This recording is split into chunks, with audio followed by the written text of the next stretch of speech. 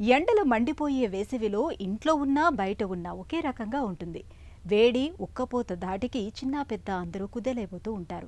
తీవ్రమైన ఎండ వేడి మూలంగా ఒంట్లోని నీరు లవణాలన్నీ చెమట రూపంలో బయటకు వెళ్ళిపోతూ ఉండడంతో మన శరీరంలో ఉష్ణోగ్రతను నియంత్రించే వ్యవస్థ ఒక్కోసారి కుప్పకూలిపోతూ ఉంటుంది. ఇలాంటప్పుడు చెట్టంతా మనిషి సైతం నీరసం నిస్సత్తువులతో కుదేలవుతూ ఉంటారు. ఈ రకమైన పరిస్థితిని సన్స్ట్రోక్ లేదా వడదెబ్బగా పిలుస్తారు.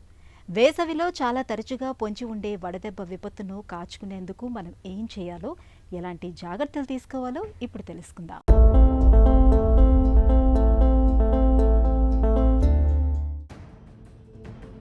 వడదెబ్బ వేసవి విసిరే పంజా ఇది.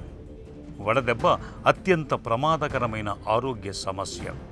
వడదెబ్బను ఏమాత్రం నిర్లక్ష్యం చేసినా ప్రాణాలు క్షణాల్లో గాలిలో కలిసిపోతుంటాయి. సహజంగా ఎండల వేడిని తట్టుకునేందుకు మన శరీరం చెమట రూపంలో నీటిని బయటకు పంపి తనను తాను రక్షించుకుంటూ ఉంటుంది. కొన్ని సందర్భాల్లో ఈ ఎండల తీవ్రతను నియంత్రించే వ్యవస్థ మన శరీరంలో విఫలమైనప్పుడు మనిషి అపస్మారకంలోకి వెళ్ళటం, అసలు చెమటలు పట్టకపోవటం, తలపోటు, వాంతులు, తీవ్రమైన జ్వరం లాంటివి వచ్చి ప్రాణాపాయ స్థితిలోకి వెళ్లే ప్రమాదం ఉంది. వడదెబ్బ తగిలిన వారిలో శరీర ఉష్ణోగ్రత ఒక్కోసారి 105 డిగ్రీల దాకా వెళుతుంది. శ్వాసక్రియ వేగం పెరుగుతుంది. రక్తపోటు, పల్స్ రేట్ బాగా పెరిగిపోతుంది.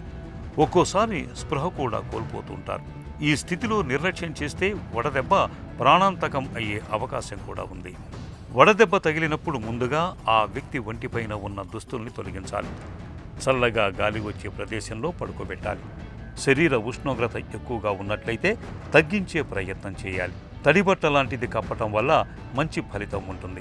గ్లూకోజ్ నీళ్లను లేదా కొబ్బరి బోండా నీళ్లను తాగించటం మంచిది.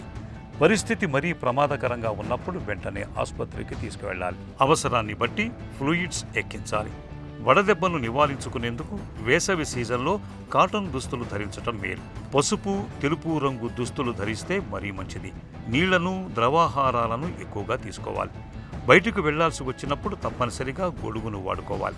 వేసవిలో దూరపు ప్రయాణాలు చేయకపోవటం ఉత్తమం.